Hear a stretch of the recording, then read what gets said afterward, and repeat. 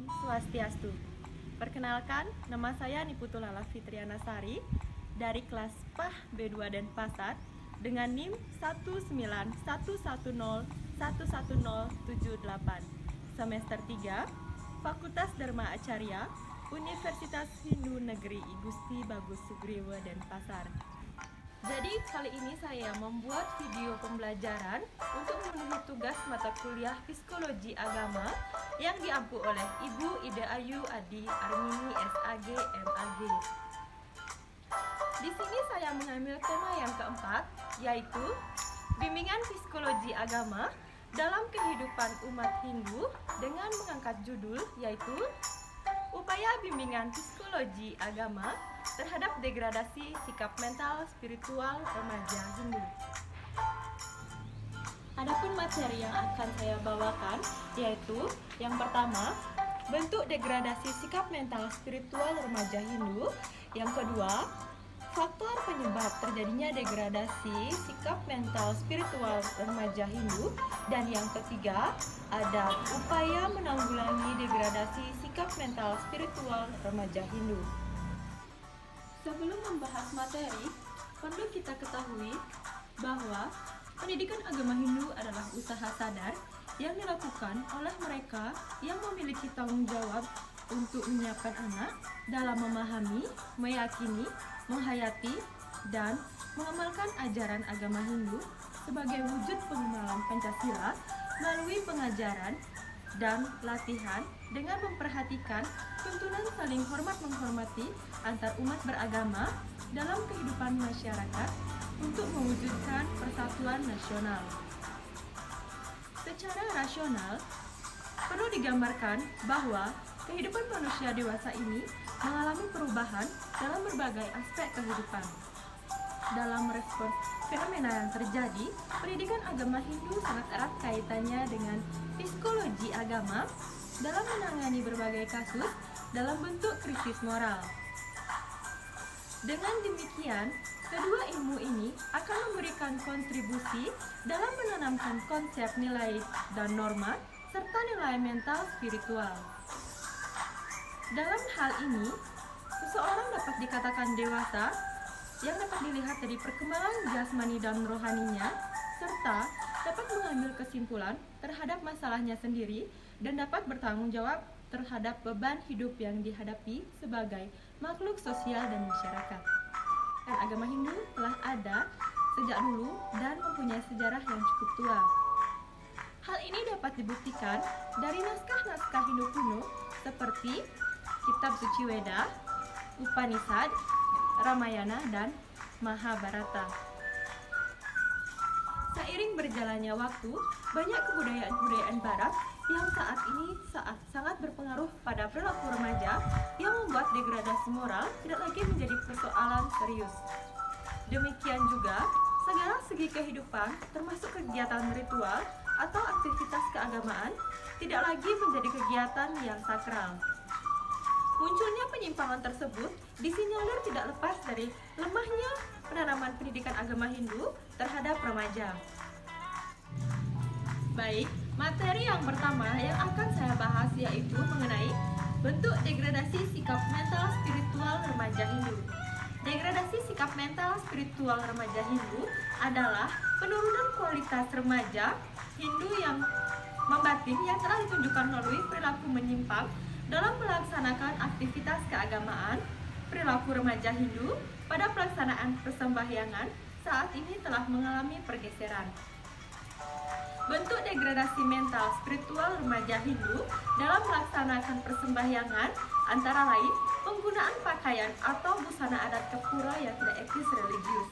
Contohnya, busana adat Kepura yang tidak etis religius yaitu busana adat Kepura remaja Hindu seperti tampilan remaja putri menggunakan baju kebaya tipis dengan model belahan leher rendah dan kaman bagian depan yang meninggi, yang tentunya dapat mengundang hama atau nafsu dan cenderung ke arah sensualitas. Sedangkan remaja putra mengenakan kamen hampir sama seperti remaja putri, yakni sedikit di bawah lutut dan tidak menggunakan saput, serta penggunaan selendang yang dikenakan di pinggul. berkaitan dengan busana adat Kepura dalam rangka mengikuti upacara persembahyangan, tentunya dimaksudkan untuk digunakan pada ruang dan waktu saat melakukan hubungan dengan ide sang yang dewasa. Untuk kepentingan tersebut, jelas memerlukan persyaratan mendasar, yaitu asuci laksana, yang berarti membersihkan diri secara fisik serta penyucian pikiran. Demikian halnya dengan busana yang dikenakan saat melaksanakan persembahyangan. Sepatutnya, busana yang dikenakan sesuai dengan tuntunan norma dan etis religius. Pura yang merupakan tempat suci tak luput dimanfaatkan sebagai ruang dan waktu untuk menyalurkan hasrat narsisme menghadirkan diri dengan fashionable, trendy, dan modis, sebagaimana tampilan seorang public figure. Cara busana remaja Hindu saat ini secara kasat mata telah terjadi pembauran antara kolaborasi antara tradisi lokal dan modernisasi yang tren dan modis. Memang, dalam hal ini, penampilan fisik material yang melekat pada tubuh bisa saja tampil serba indah, bahkan mewah melalui balutan busana, tata rias wajah, tata rambut, penggunaan aksesoris, dan kelengkapan bawaan lainnya. Namun, dalam hal kepatuhan atau ketaatan terhadap kaidah nilai, dharma atau etika keagamaan, justru terkesan semakin rendah tingkat pengamalannya. Jika pikiran sudah tercemar, tentunya tidak akan berkonsentrasi pada saat persembahyangan. Baik, materi yang kedua yang akan saya bahas yaitu mengenai faktor penyebab terjadinya degradasi sikap mental spiritual remaja Hindu. Faktor penyebab terjadinya degradasi ini dibagi menjadi dua faktor, yaitu faktor internal dan faktor eksternal. Faktor internal yaitu meliputi 1. Tanggung jawab individu. Tanggung jawab adalah perwujudan kesadaran akan kewajiban masing-masing individu. Tanggung jawab terhadap diri sendiri melakukan kesadaran setiap orang untuk memenuhi kewajibannya sendiri dalam mengembangkan kepribadian sebagai manusia pribadi.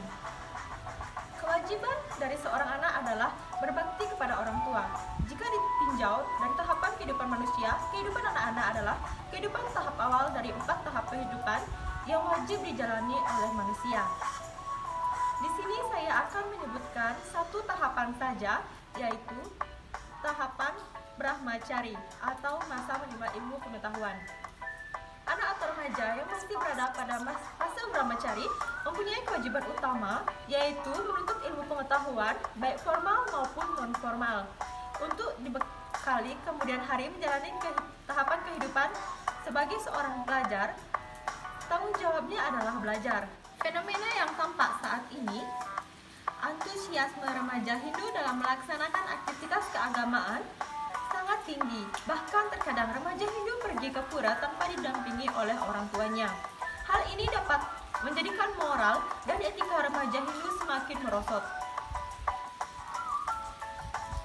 Yang kedua ada pengendalian diri. Mengendalikan indria bukan berarti membunuh indria itu sendiri, tetapi jangan sampai diperbudak olehnya, melainkan harus sebaliknya, manusialah yang harus dapat menguasai indria itu. Faktor yang kedua yaitu ada faktor eksternal, yaitu meliputi yang pertama, rendahnya tingkat pendidikan. Pendidikan merupakan faktor utama dalam proses sosialisasi, karena pendidikan menjadi landasan perilaku seseorang.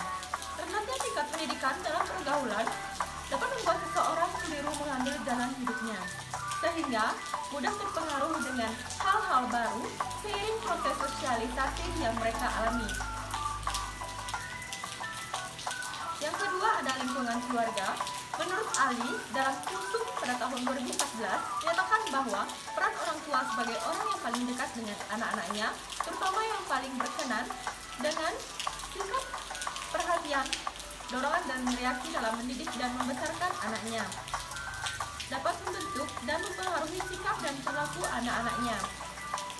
Dari orang tualah anak belajar tentang nilai dan norma-norma yang dapat membentuk dan menuntut sikap dan perilaku anaknya dalam kehidupan sehari-hari. Sikap mental spiritual remaja dalam melaksanakan aktivitas keagamaan bisa menurun karena keluarga kurang dekat memberi pengarahan dan pemahaman tentang nilai-nilai yang terkandung dalam ajaran agama Hindu. Jika mendidik secara permisif atau serba boleh, akan menjadikannya lemah dalam disiplin. Meskipun keluarga sebagai unit sosial terkecil, namun unit ini memang peran yang sangat vital dalam pembentukan cara diri. Yang kelima ada pengaruh globalisasi. Akibat pengaruh globalisasi yang makin menguat di setiap aspek kehidupan, banyak bangsa-bangsa di dunia yang tidak berkarakter kehilangan jati dirinya. Tanpa disadari, budaya telah mengalami pergeseran atau akulturasi, kemajuan teknologi dan keterbukaan informasi yang makin menggila. Dewasa ini tentu saja membawa dampak yang serius terhadap perilaku pergaulan manusia di semua tataran usia. Tak peduli anak-anak, remaja, ataupun usia dewasa. Oke, baik, materi yang ketiga yang akan saya bahas yaitu mengenai upaya menanggulangi degradasi sikap mental spiritual remaja Hindu. Nah, bagaimana sih upayanya? Yaitu yang pertama di sini ada pendidikan agama Hindu dalam keluarga. Keluarga adalah lingkungan yang pertama dan utama yang dikenal oleh anak. Karenanya, keluarga sering dikatakan sebagai primary group. Alasannya, institusi terkecil dalam masyarakat ini telah mempengaruhi perkembangan individu anggota-anggotanya, termasuk sang anak. Sebuah keluarga tanpa seorang anak bagaikan sayur tanpa garam. Kehidupan pasangan suami istri menjadi hambar tanpa kehadiran seorang anak. Menurut Marsono tahun 2016, anak yang suputra adalah anak yang akan menjadi sumber kebahagiaan bagi orang tuanya. Tetapi sebaliknya, anak yang kuputra akan menjadi sumber penderitaan bagi keluarga. Seperti lantauan sloka berikut ini, seluruh hutan terbakar hangus hanya karena satu pohon kering yang terbakar. Begitulah seorang anak yang kuputra menghancurkan keluarga dan memberikan aib bagi seluruh keluarganya. Chanakya 3. Orang tua hendaknya meluangkan waktunya untuk mendidik, membina dan membimbing anaknya. Pendidikan yang bernuansa humanis, menghargai harkat anak sebagai manusia, melahirkan anak yang suputra atau anak yang baik. Dalam Weda, ayah dan ibu adalah guru yang pertama. Penanaman nilai-nilai pendidikan agama Hindu pada remaja sangat memerlukan peran penting keluarga, orang tua pada khususnya. Dukungan orang tua sangat penting bagi anak dalam menumbuhkan dan meningkatkan kehidupannya pada masa remaja. Karena di masa remaja ini, remaja akan mengalami masa transisi, jiwanya sangatlah labil, dipenuhi dengan kegoncangan dan tidak memiliki pendirian tetap. Pada saat inilah orang tua memiliki posisi yang amat penting bagi sang anak. Orang tua harus memperhatikan perilaku anaknya. Yang kedua di sini ada pendidikan agama Hindu dalam lingkungan sekolah. Sebagai lembaga pendidikan, sekolah diselenggarakan secara formal berdasarkan kepada aturan dan perundang-undangan resmi dan menjadi wahana formal bagi pencerdasan kehidupan bangsa. Pendidikan agama dalam sekolah sangat penting untuk pembinaan dan penyempurnaan pertumbuhan kepada kepribadian anak, karena pendidikan agama mempunyai dua aspek terpenting, yaitu aspek pertama dalam pendidikan agama adalah yang ditunjukkan kepada jiwa atau pembentukan kepribadian. Yang kedua ada aspek pendidikan agama yang ditunjukkan kepada pikiran, yaitu pengajaran agama itu sendiri. Pada jalur sekolah, pendidikan agama didirikan secara sistematis, terarah, dan sesuai dengan kurikulum. Bukan hanya dibentuk dan kegiatan alih pengetahuan dan keahlian, perubahan wawasan, serta adanya peningkatan kemajuan yang disesuaikan dengan kebutuhan zaman. Yang ketiga yaitu ada pendidikan agama Hindu. Pergaulan seringkali menuntut dan memaksa remaja harus dapat menerima perilaku yang dikembangkan oleh remaja. Hal ini sebagai kompensasi pengakuan keberadaan remaja dalam kelompok. Maka perlu diciptakan lingkungan pergaulan yang kondusif agar situasi dan kondisi pergaulan yang berhubungan dengan sosial yang saling memberi pengaruh dan nilai-nilai positif bagi aktivitas remaja dapat terwujud.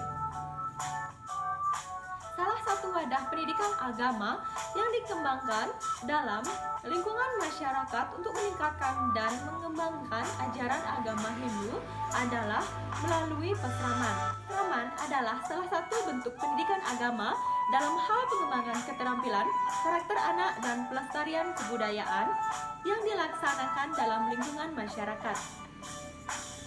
Kegiatan pesraman yang dilakukan setiap 1 tahun sekali, tepatnya pada saat libur sekolah, dengan tujuan agar anak-anak atau remaja memahami tentang ajaran agama yang dianutnya dan memiliki etika yang baik sebagai pedoman dalam menjalani kehidupan di tengah derasnya arus globalisasi. Oke, baik. Terima kasih telah menonton video ini. Semoga bermanfaat. Dan saya mohon maaf apabila tadi saat video berlangsung ada kesalahan, baik tutur kata dan tulisan. Saya akhiri dengan Prama Santi. Om Santi.